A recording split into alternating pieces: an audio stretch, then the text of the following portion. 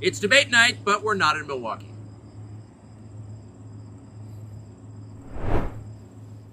Mr. President, thanks for joining us. Thank you. Why aren't you at the Fox News debate tonight in Milwaukee? Well, you know, a lot of people have been asking me that, and many people said you shouldn't do them, but you see the polls have come out, and I'm leading by 50 and 60 points. And, you know, some of them are at 1 and 0 and 2. And I'm saying, do I sit there for an hour or 2 hours, whatever it's going to be, and get harassed by people that shouldn't even be running for president? Should I be doing that? And a network that isn't particularly friendly to me, frankly. You know, they were backing Ron DeSanctimonious like crazy, and now they've given up on him. I mean, it's a lost cause. It reminded me very much of 2016. You know, in 2016, I went through the same stuff and had to fight them all the way, and then they became very friendly after I won, or just about when I was winning. But I just felt it would be more appropriate not to do the debate. I don't think it's right to do it. If you're leading by 50, 60, I have one problem leading by 70 points, and I'm saying, why am I doing it?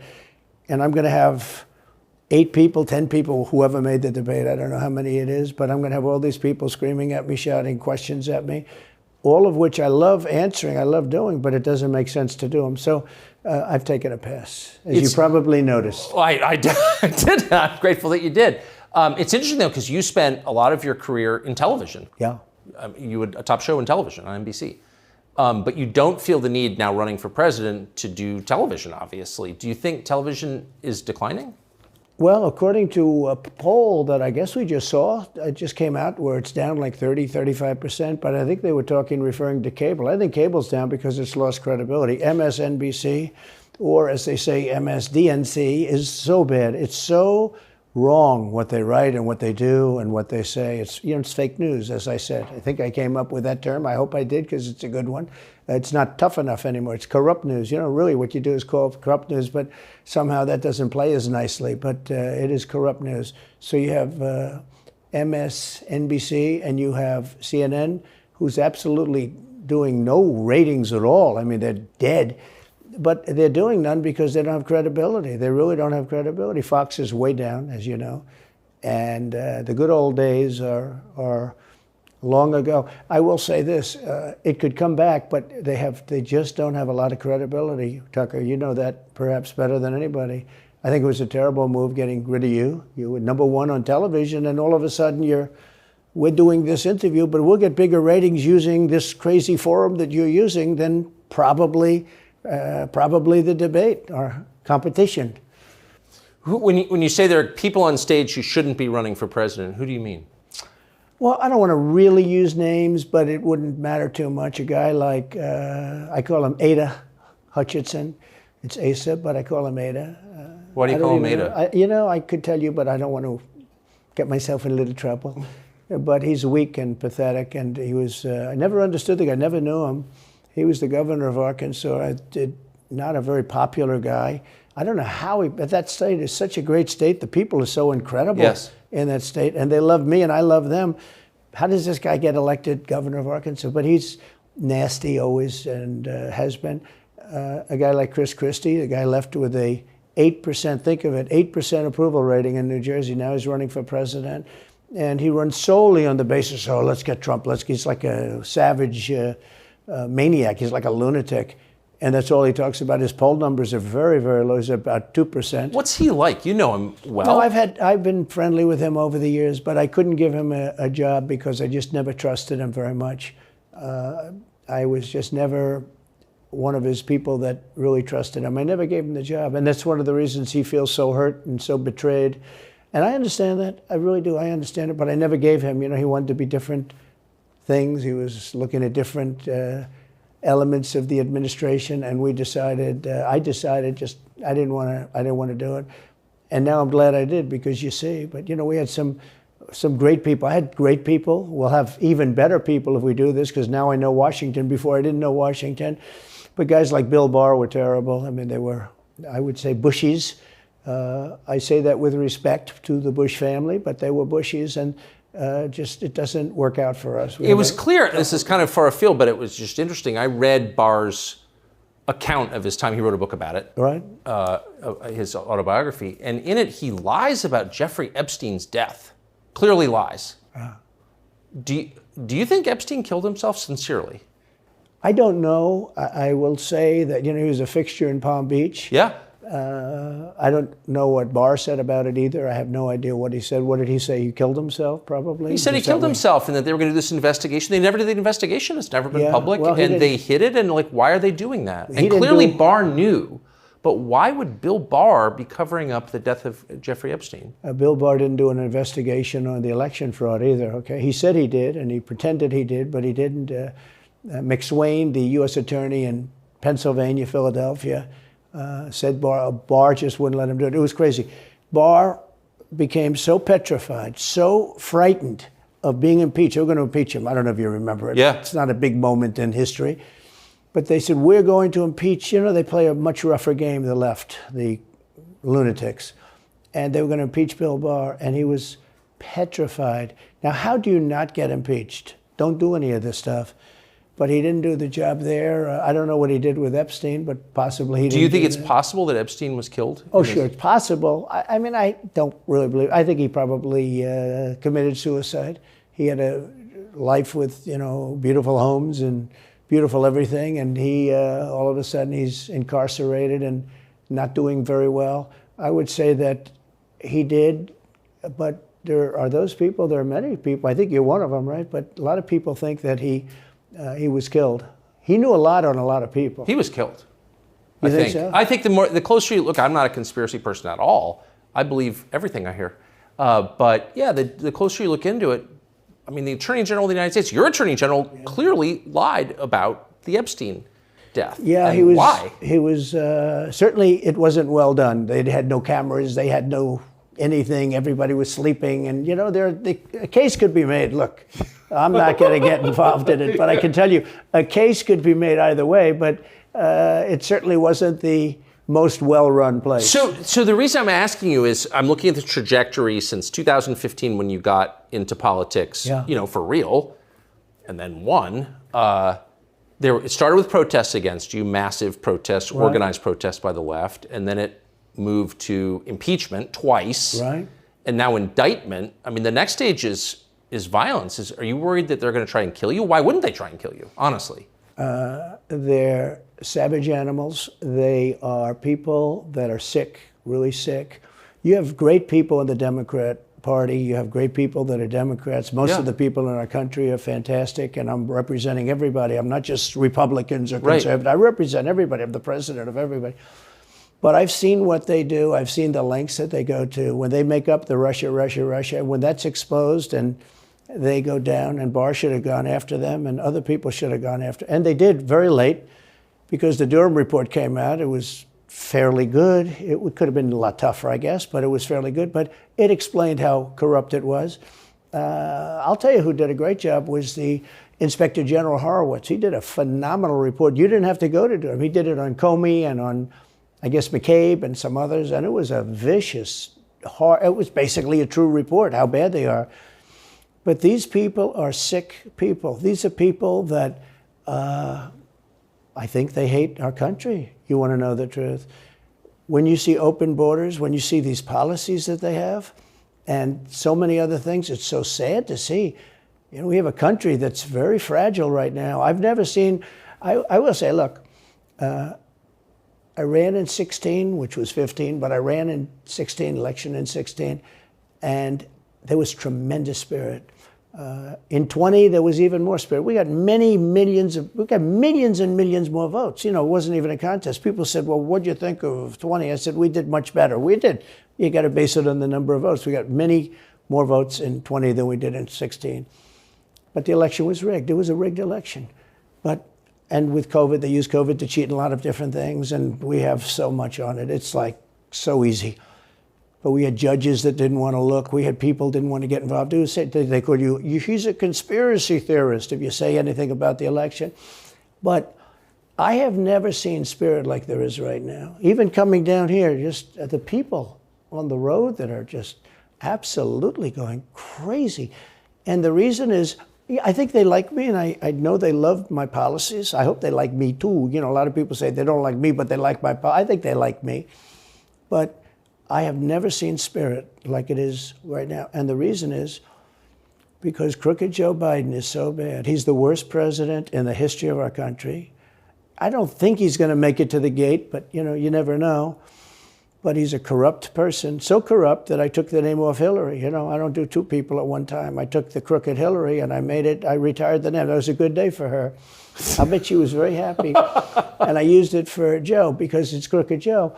But Joe is really... But you don't think he's going to make it to November of 24? Well, I think he's worse mentally than he is physically. And physically, he's not exactly a triathlete or any kind of an athlete. You look at him, he can't walk to the helicopter. He walks, he can't lift his feet out of the grass. It's only 2 inches at the White House, right? That's not a lot. But you watch him, and it looks like he's walking on toothpicks. So, and then you see him on the beach where he can't lift a chair. Those chairs are meant to be light, right? They're like 2 ounces. Yeah. You lift them up. He can't lift the chair. He can't walk to the chair. And I don't know what they're doing with the beach. This beach is seeming to play a big role, but they love pictures of him on the beach. I think he looks terrible on the beach. He looks terrible on the beach. Skinny legs. Well, he can't walk through the sand. Sand is not that easy to walk through, but when he walks through it, he can't walk through the sand. And there's somebody in there that thinks he looks fabulous at the beach. I think he looks horrible at the beach. Plus, the beach doesn't represent what a president's supposed to be doing. You're supposed to be working. You're supposed to be getting us out of that horrible, horrible war that we're very much involved in with Russia and Ukraine. You could do that. You could do that very easily. I believe you could do that I don't believe he could do it because he's just incompetent. But that's a war that should end immediately, not because of one side or the other, because hundreds of thousands of people are being killed.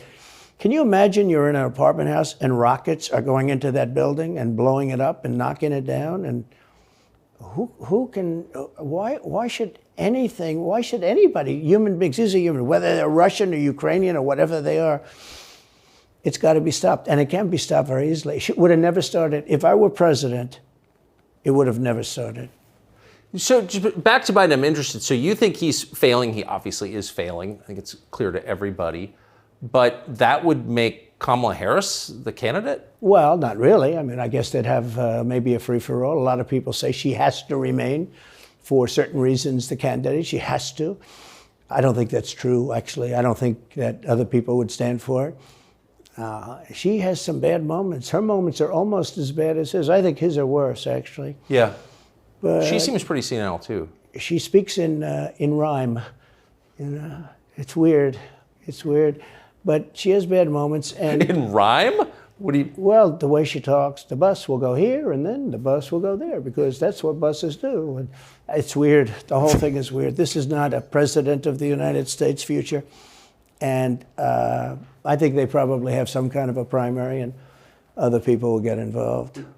Newsom, right? I mean, could be. I mean, I always got along well with him, believe it or not. But could be him, could be somebody else. He's got a big load on his shoulders because you look at California, what's happened. But I don't know if the American people really, the people that vote for him, I don't even know if they care. You look at so many of the things that are going on, and people don't seem to be. In the old days, if you had a bad record, it meant a lot. Today, if you have a bad record, it doesn't really mean anything. He looks good. He's a nice-looking guy, speaks well. But Biden, every time you watch him talking, it's like he's walking on eggs. You're waiting for him to collapse. And he almost always does. And I got to know the leaders of all of the countries, essentially, but the big ones. And the bigger, the tougher the leader. It's like sort of, I guess maybe that's the way it's supposed to be. But I got to know President Xi of China and Putin and Kim Jong-un, North Korea. Did a great job with North Korea, kept us out of a nuclear war. We would have 40,000 dead soldiers right now. They'd drop a nuke right on top of the military base. But we have 40,000 soldiers over there. And I did great. I got along with him great. That's a positive. The press said, he said nice things about Kim Jong-un. I also said horrible things at the beginning. Horrible enough that he wanted to talk. And we talked and we met in Singapore. We met actually twice. And we had unbelievable meetings. I know him very well. We were in great shape with him. What do you think he and Xi and Putin think of Biden? I think they can't believe it. I think they probably say this is some kind of a system. They had great respect for our country. They respected me. They had great respect for our country when I was there. Every one of them. Look, if you go to North Korea, you take a look at what happened. You know, the Olympics was dead. South Korea spent billions on the Olympics. Nobody was going to go. They didn't want to get blown up. They called me and they said, we are going to let the Olympics proceed. This is North Korea. I said, you should go into the Olympics. Put your athletes in. It wasn't like, you know, they were big on athletes because, you know. Famine. But they went in and they actually participated. And within about 2 days, the entire thing was sold out. And if it wasn't me, that would have never happened. But I got along very well with him, and that's a positive thing. He does have massive nuclear power, by the way. And if Hillary would have gotten in, or if the Obama thought process continued, it would have been a nuclear war, absolutely, with North Korea. He was expecting to go into a war, and it would have been a nuclear war. So do you think the rest of the world looks on at Biden and thinks someone else has got to be running the government? Well, somebody else has to be. I don't think he's capable of doing anything. Look, when I debated him, I said, how come, and this was in front of probably not a friend of yours, Chris Wallace. He was the moderator. Not a friend. I said, why is it he wants to be Mike, but he doesn't have the talent? It's one of those bitchy little man. He wanted to be his father, but he didn't have the talent of his father was great. His father, a little fussy man. His father interviewed me in 60 Minutes. It was actually a 10. Can you believe it? No, I totally. His father had talent, at least. I may have been the only guy that he gave a good 60 Minutes to. He was rough. Really? His father was tough. He was great, though. He was great at what he did. But Chris Wallace was so upset. He was guarding this guy who wouldn't do a show, by the way. You know, he wouldn't do. I figured. I didn't mind Chris Wallace because Biden wouldn't do a show. And it was very obvious. You know, he kept asking him and asking, but he wouldn't do the show. So I figured he's got to like me. But he came from a different planet. But remember when I asked the question, why is it that the mayor of Moscow's wife is allowed to give you $3.5 million? Don't forget, that was brought up. Now it's brought up all the time. But that was brought up by me long before anyone ever heard of it. I said, the mayor of Moscow's wife giving you $3.5 million. What did you do to deserve $3.5 million? To Biden. And Chris Wallace said, this has nothing to do with the debate. I mean, he got in the way of the question. No, it was crazy. And I said, well, wait a minute. He got $3.5 million from the mayor of Moscow's wife. Now, people forget that, but if you go back and take a look, you will see. And Chris Wallace didn't want me to ask that question. I said, I think it's a very appropriate question. It turned out to be much more appropriate than people thought. Amazing. So do you have a preference in, assuming you're the Republican nominee and all goes as you plan it to go, do you have a preference in who you run against?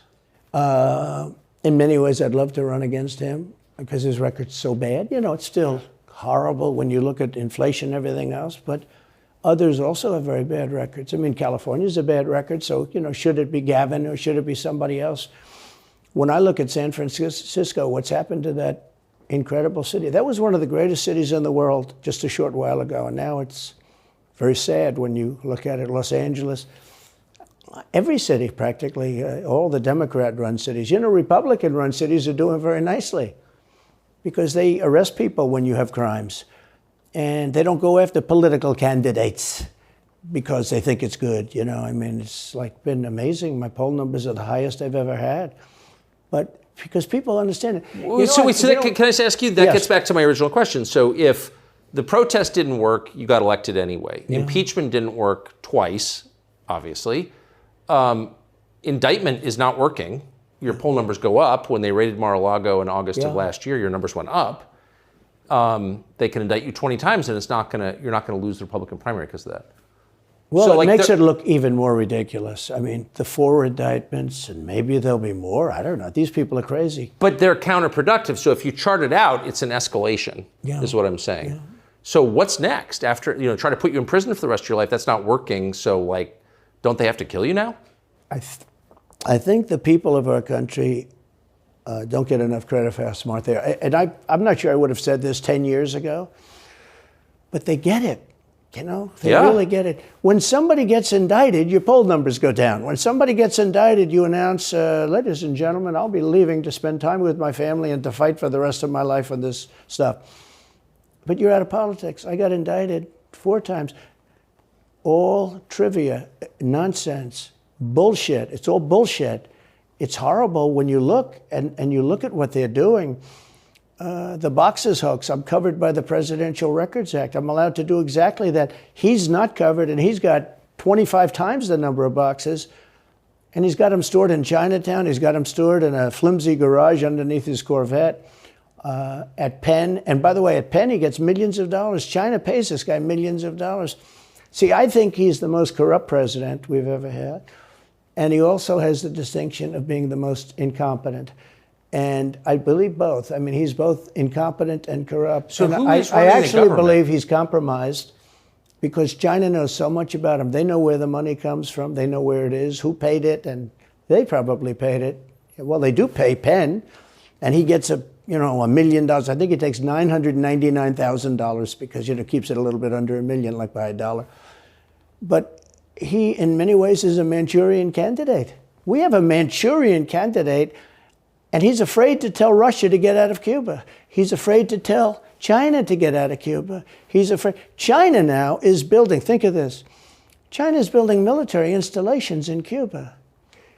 The Cuban population of Miami is not too happy because they're never going to be able to go back. And you don't even hear about it. And the worst culprit is the press, the media, because normally, when I first heard that China's building installations in Cuba, and installations means military installations, okay, they said just some communication. They did that on the islands with Japan. They took the island, they started this massive construction, and they told everybody, including the Japanese have to be very careful, they told everybody that this is a housing development. They're going to build a housing development. And I said, how come the runway is 20,000 feet long? Private jets need 4,000 feet. They don't need 20,000 feet. The big ones need 20,000 feet. They don't even need 20. And I looked at the runway. I said, that's the largest runway ever built, both in width and length, for housing development. There's nobody that has a plane that big that you would have a runway that's Why that's is for China testing. allowed to conduct imperialism in our hemisphere? Well, yeah, and it's far beyond Cuba. It's all over South America. Yeah, in the Caribbean. So we built a thing called the Panama Canal. We lost 35,000 people to the mosquito, malaria. Yeah. We lost 35,000 people building. We lost 35,000 people because of the mosquito.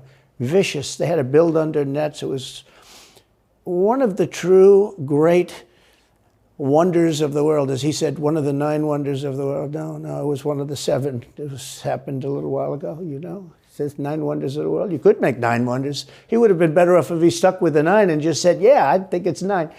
But this is one of the true 7 wonders of the world. And you take a look at the Panama Canal. It was such an incredible engineering marvel. We sold it under Jimmy Carter. We sold it to Panama for $1. The following day, they quadrupled the amount of money that ships had to pay to get across. They didn't lose one ship. And now they've made it much bigger, and now they've widened it. They've doubled it, right? They've more than doubled it. And it's one of the most profitable things. Any time it's just incredible, right? We gave it away for $1. China now controls it. They actually control the Panama Canal. They run it, they control it. And we shouldn't let that happen. And we can't let China be in Cuba. And they'll get out. If I'm president, they'll get out. Because I had a very good relationship with President Xi, but he respected this country, he respected me. And he'll get out. And we can't let them run the Panama Canal. We built the Panama Canal. Should have never been given to Panama. We should have had it. But we gave it for $1. Think of it. They quadrupled. In one day, they lifted the fees, which are, pretty big, for these massive ships to go through, right? Rather than going around the Cape and through all the tremendous storms, such beauty, it's beautiful stuff. But you didn't want to get caught in those storms. Those were storms that wiped out the biggest ships. And we go through the Panama Canal, we built it, and we gave it away for $1. Think of that, how stupid are we? We have done the stupidest things in this country. And now we have a president that can't put 2 sentences together, can't speak, can't walk, can't talk. I don't think he gets to the starting gate, but these people do miracles. I mean, he ran out of his basement, and you got away with that one because of COVID, so he sort of got away with it. They cheated on the election, But you have people that are very smart, but they're fascists and they're radical left lunatics, and they're destroying our country with the all-electric cars and the windmills all over the place, which, by the way, don't work, and they're all, most of them made in China. For the most part, they're made in China. Germany a little bit, but China. But you look at what's happening to our country, even no voter ID. I mean, why don't they want voter ID? There's only one reason they don't want voter ID, because they want to cheat. I mean, who doesn't want, the Democrat convention, the last one, they had voter ID that was this big. It looked like a prison card, this big on their chest. You walked in, they had your picture, your this, your fingerprint. They had everything. The most incredible voter ID I've ever seen. That was to get into the Democrat National Convention. But to get in to vote, if you buy groceries, if you buy practically anything now, you have ID on a card, credit cards or otherwise. But don't you think it's racist to have to show your ID? Well, they probably say that. They use anything not to show ID, because voter ID is pretty simple. And we could go back, and we should go back to all paper ballots, voter ID, same-day voting. France did it. France had mail-in ballots, and it was terrible. Anytime you have mail-in ballots, you're going to have massive cheating on your elections. Anytime, but not just the presidential election. Anytime you have... Isn't that the whole point of them? Yeah. So you can cheat? Oh, yeah, sure. It's their whole point. That's their whole point. They want to cheat, yeah. They have to cheat because their policies are so bad that if they didn't cheat, they couldn't get elected. Who wants open borders? Who wants high taxes? Who wants high interest rates? Who wants to not be able to use a gas stove or have to drive an electric car, which, you have a 4-hour drive, but the car only goes an hour and a half, so you have to charge it. The happiest moment for somebody in an electric car is the first 10 minutes. In other words, you get it charged, and now for 10 minutes. The unhappiest part is the next hour, because you're petrified that you're not going to be found another charger. People, I'm saying, I'm not knocking electric cars, they're fine. They're fine. But if people want to buy a gasoline car or a hybrid, hybrids are pretty good, actually, but they should be allowed to buy. They don't want to do any of this. So right now, California's in a big brownout because their grid is a disaster. The grid all over the country is sort of a disaster, but the grid in California. And yet, they want to have in a very short period of time millions and millions of cars going off that grid, essentially. It doesn't work. So plug your car into a grid that's failing. You should be able to buy an electric car. Electric cars could be fine if you drive short distances and you want to have, whatever, and you have plug-ins everywhere you go. They could be fine. But you got to have gasoline cars. You got to have everything. Let people buy everything. Now the new thing is your heating systems in the house. They don't want you to have a modern day heating system. They want you to use a heating system that will cost you at least $10,000 to buy and won't work very well. None of the stuff works as well. One of the things I did with EPA is you have states, many states, most of the states have so much water. It comes out of heaven, right? The water pours down and you have it. It's there. It's got to go wherever it goes, into the oceans, whatever. It's not like a big problem. Now, in some states, they have a problem. You have some desert areas and all, and for that, it's okay. But they have sinks where no water comes out. You turn it on, no water comes out. No water comes out of the shower. No water is allowed to go into the washing machine for your dishes or for your clothing or what. And I avoided all of that. Wait, they have sinks where no water comes out? Sure, you have restrictors. When I say no water, very little water. You want to wash your hands, right? Yeah. And you've seen this, and you turn on the sink and it's very little. Or you want to wash your beautiful hair, right? And you're standing under a shower. Then the suds never go. If the water comes out very slowly. I'm sure you've seen this. It usually takes place in new hotels and new homes. Yeah, you take a drill and take the they have limiter out. Well, you can, but now they make it so you can't do that so easily. They have a restrictor. It's called a restrictor, and it restricts the water from coming out. So I ended all of that, and you have to see these. They let the water come out. You know what people do? They wash their hands like 5 times longer, or in the washing machine, they'll press for their.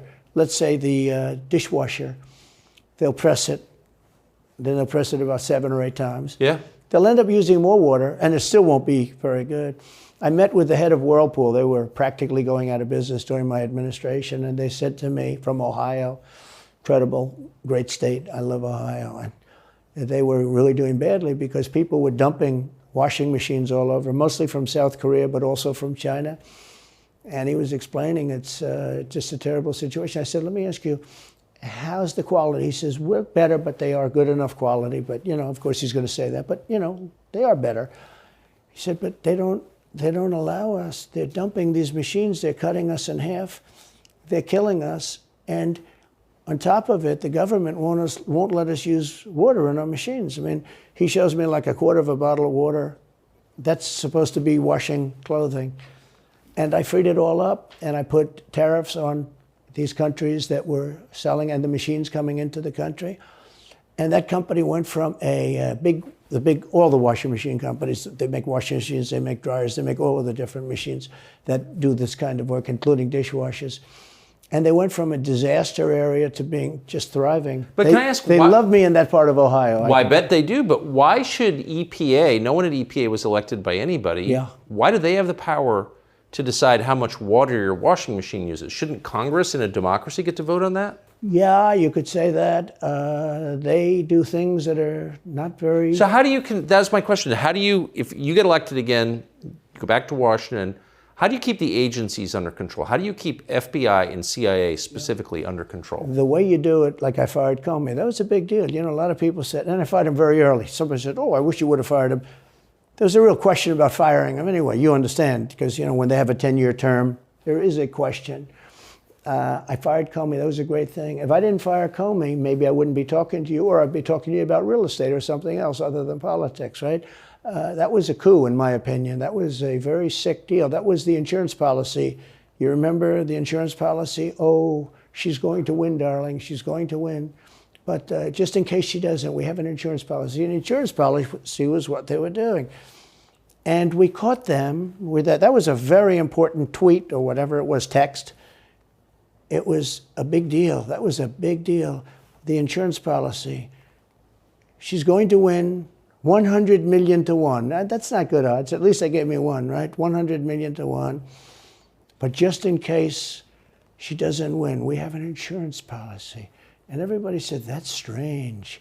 That's strange. But we caught all that because I fired Comey. Because when I fired Comey, it was like throwing a rock into a hornet's nest, into a nest of bees, and the place went crazy. So when you were president, are you confident that you knew everything, say, CIA was doing around the world? No, I'm not. It's a very interesting group of people. I had very good relationships, I thought, but I was a little surprised when I got out that, things go on. Look, it's... What were you surprised by?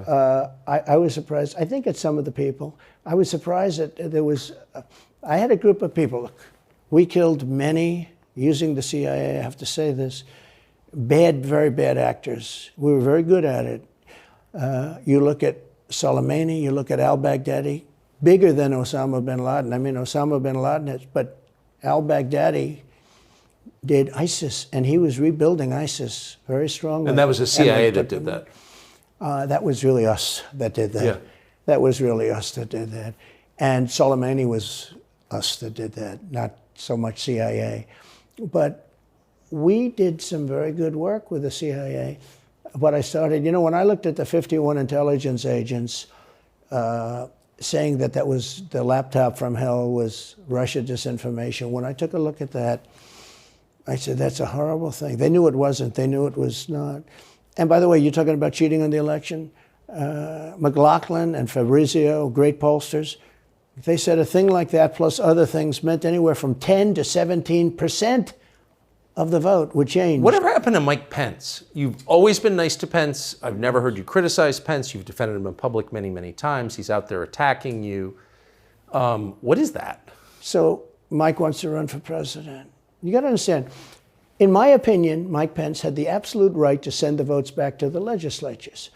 The Democrats and everybody said, you don't have the right. In other words, what I said, is he a human conveyor belt? You mean if he finds fraud in Pennsylvania, in Georgia, in any of these states, Arizona, he has to send them to Mitch McConnell, right? That's right, sir. Well, if he finds fraud, he has to? Yes, sir. I said, so he's a conveyor belt. Boom, put him in. I said, I don't agree with that. And we had some lawyers, not all, we had some lawyers that said, no, you do have the right to send them back to the legislatures to be rechecked. Because if you looked at what went on in Wisconsin, who, by the way, now agree with me, Wisconsin has been virtually, other than the fact they're not allowed to do anything statutorily. But Wisconsin has been, I mean, what they found is incredible. I mean, we won Wisconsin. But Mike Pence had the right, in my opinion, to send him back. Do you ever talk to him now? No, I haven't spoken to him in a long time. I was very disappointed in him. I didn't want to do what Thomas Jefferson did. Thomas Jefferson, it was Georgia. And it was, hear ye, hear ye, the great state of Georgia is not capable or allowed to tabulate their votes. And Thomas Jefferson, who was the vice president, said, is Georgia sure that they cannot tabulate their votes? Georgia is sure. He didn't send him back and have him redo it. He said, we will keep the votes of the great state of Georgia for Thomas Jefferson and his president. I didn't ask him for that. Could have done that too, but I didn't. I thought that would be turmoil. I asked him to send him back to his legislature, to the legislatures, you know, in Wisconsin, let's say. But why didn't he? I mean, you'd worked together for 4 years. You're the president. He's VP. You say you're aligned on everything. I think he got very bad advice. I really do. Now, let me tell you what happened. I sat there with a few people. I think his lawyer was in the room too. His lawyer was very much against it. There were other lawyers that felt you could do it. It was one of those things. I think you could have done it. I think you can always do something if you see fraud or if you see problems. But it's very interesting. So after the election was over, the rhinos got together with the Democrats and they redid the election, so you couldn't do it anymore. So then I called the people. I said, so in other words, you're saying I was right. You could do it. Yes, you could do it. In other words, they took the Voting Act and they redid it so the vice president no longer has the power to do what I said he could do. So when that happened, I said, wow. And you know, you'd look some of these Democrats in the eye and they'd say, he has absolutely no right to do it. And immediately after the election, they met rhinos, could name them all, and Democrats, and they approved legislation that takes away the right of the vice president to do it. So I said, so you're saying I was right. The vice president did have the right to do it, and they said, yes, he did. So if you're saying they stole it from you last time, why wouldn't they do the same this time? Oh, well, they'll try. They're going to be trying, yeah. And not only me, you know. Look, DeSantis is out. I think he's gone. So he was at a level. People have figured him out. He's gone. But if somebody else got in, other than me, they'll go at him just as viciously as they did me. These people are sick. They will go after them. And a lot of people say they won't be able to hold up. I do get credit for holding up quite well, I must tell you. I think it's... How do you do that? How do you get indicted, you know, every week and stay cheerful? I think it's a lot easier because I'm so high in the polls, because it means the people get it. The people see it's a fraud. The people see it. Like this horrible district attorney from just a little while ago, from essentially Atlanta, that's Fulton County. She said, basically, I don't have any right to challenge an election. Well, what about Stacey Abrams? What about Hillary Clinton? What about all of these Democrats that are still challenging my election? The same people that are saying he's challenging an election challenged my election. And they did it with slates. They did it with all sorts of things. They were very bad about it. But basically, they're suing me and they're saying you don't have any right to challenge it. If you challenge an election, we're going to indict you and put you in jail. So what they're doing is they've weaponized, and don't kid yourself, the DOJ and Biden and the whole group, they're watching all of this stuff. They love the local stuff. You know, the DA in Manhattan. Not only that, they put one of the DOJ top people into the Manhattan DA's office to run things. They don't even have a case against me. It's not even a case. Everyone says, even the Democrats say, you can't bring these cases. You have no case. The Attorney General or the District Attorney, Fannie Willis, in Atlanta, she's getting killed. Basically, she's saying Trump doesn't have the right to criticize an election. But you've been around long enough now. You've seen many elections criticized. I mean, Hillary Clinton goes crazy. Every time she talks, she says, he's not the president. Jimmy Carter said, he's not the president. Well, I am the president. Hillary Clinton called me, by the way, at 3:02 in the morning to congratulate me the night of the election.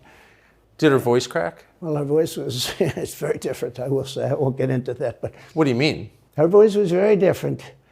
Don't forget, they were all celebrating at 5 o'clock in the afternoon. And I came home and I said, I think we won. I felt we won because the rallies are so big. We'd go to Wisconsin and we'd go to Georgia.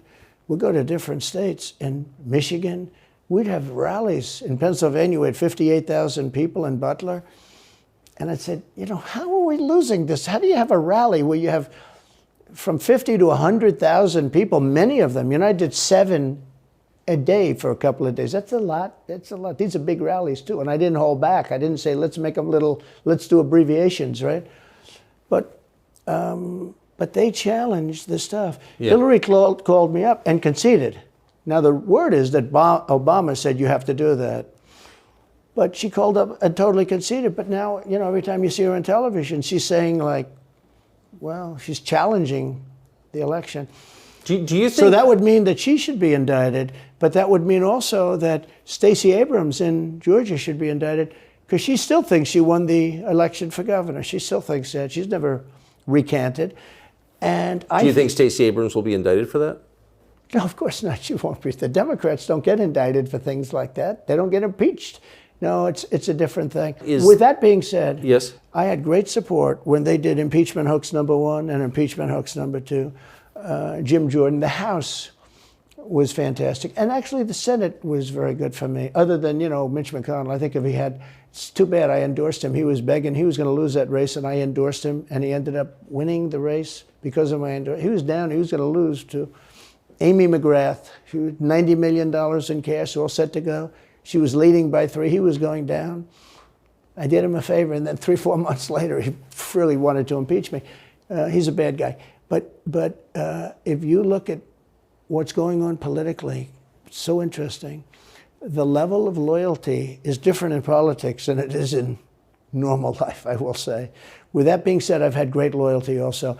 But the House was fantastic. The Senate was very good. They overrode Mitch McConnell. Mitch McConnell, in my opinion, was trying to get senators to impeach me, especially for the second one. And on the first one, he acted very, very slow. He should have gone much faster.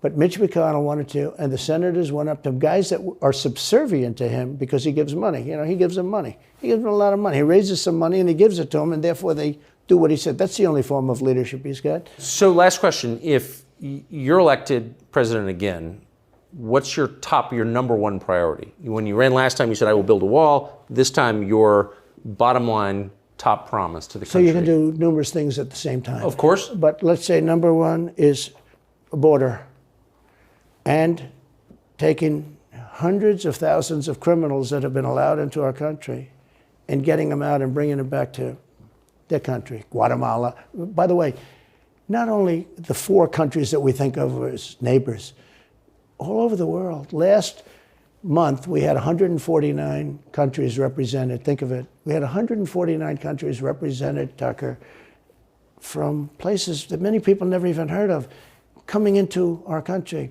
And they're coming in from mental institutions, and they're coming in from prisons. They're emptying out their prisons all over South America. They're emptying out their mental institutions. Terrorists are pouring into our country. We have no idea. I had the strongest border in the history of our country, and I built almost 500 miles of wall. They like to say, oh, was it less? No. I built 500 miles. In fact, if you check with the authorities on the border, we built almost 500 miles of wall, and I had another 200 that I was going to build. It's like water. It seeks. And we're going to build another 200. We built it. It was all set to go. All they had to do was install it. It would have taken 3 weeks. And that's when I found out. I said, I think these people actually want open borders. The first thing I would do would be I would seal up the border good and tight, except for people that want to come in legally. Do you think we're moving towards civil war?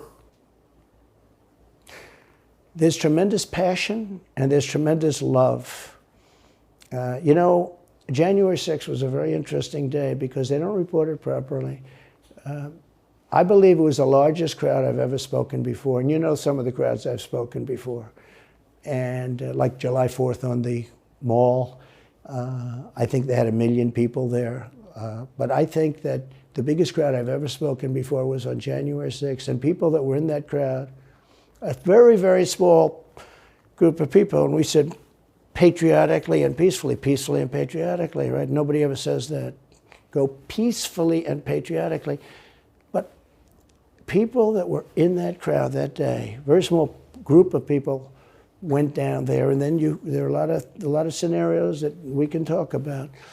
But people in that crowd said it was the most beautiful day they've ever experienced. There was love in that crowd. There was love and unity. I have never seen such spirit and such passion and such love. And I've also never seen simultaneously and from the same people such hatred of what they've done to our country. So do you think it's possible that there's open conflict? We seem to be moving towards something. I don't know, because I don't know what it, I can say this. There's a level of passion that I've never seen. There's a level of hatred that I've never seen, and that's probably a bad combination. Donald Trump, thank you. Thank you very much. Very much. Thank you. That is a bad combination, by the way. Bad combination. Thank you.